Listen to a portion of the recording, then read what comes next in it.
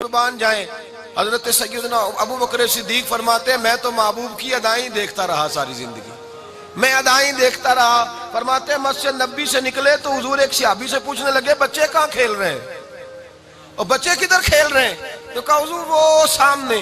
कहते नबी पाक ने खजूरें डाल ली जेब में और रसूल पाक तशरीफ ले गए और वहां जाके हुजूर बैठ गए। फरमाया दौड़ के आओ मेरे सीने से लगो, जो पहले सीने से लगेगा मैं ज्यादा खजूरें दूंगा।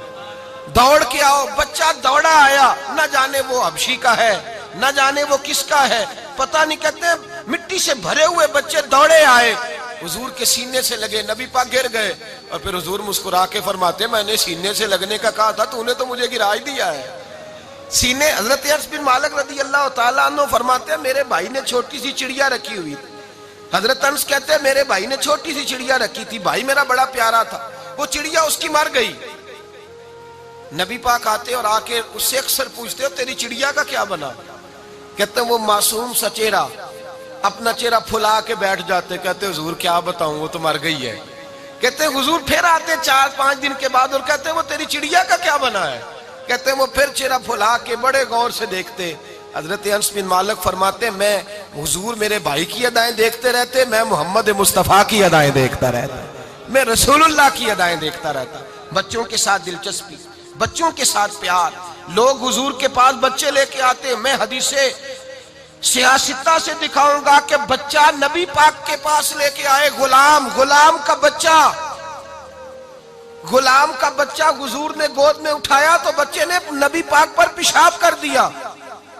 बच्चे ने अब्बा जी के कपड़ों में पेशाब कर दे तो अब्बा जी थप्पड़ मार देते हैं, बल्कि अम्मा को कहते हो क्या हो गया, बाहर भी जाना दफ्तर भी बैठना था, क्या बनेगा? बच्चे ने पेशाब किया तो सहाबा कहते हैं हुजूर मुस्कुराने लगे और मुस्कुरा के तो उस बच्चे का मुंह चूम लिया मुस्तफा करीम ने और उसके घर वालों से कहा तुम इसके कपड़े धो दो, मैं अपने कपड़े बदल लेता हूं। बस मेरे रसूल पाक का बच्चों से प्यार, मोहब्बत और यकसा मोहब्बत, यकसा। नबी पाक अपने गोद के अंदर 2 बच्चों को बिठाते, एक कोने में हजरत इमाम हसन होते एक साइड पे, और दूसरी साइड पे हुजूर के गुलाम जनाबे जैद के बेटे उसामा बिन जैद होते, और दोनों को बिठाया बुखारी मुस्लिम में, एक तरफ शहजादा एक तरफ गुलामजादा। लफ्ज को समझिए, एक तरफ शहजादा एक तरफ गुलामजादा। हुजूर ने दोनों को बिठाया और नबी पाक दुआ कर रहे, कहते हैं अल्लाह इन दोनों से मोहब्बत फरमा, क्योंकि मैं भी इन दोनों से मोहब्बत करता हूं। गुलामजादा साथ बिठाया है, बल्कि फतेह मक्का का मौका है।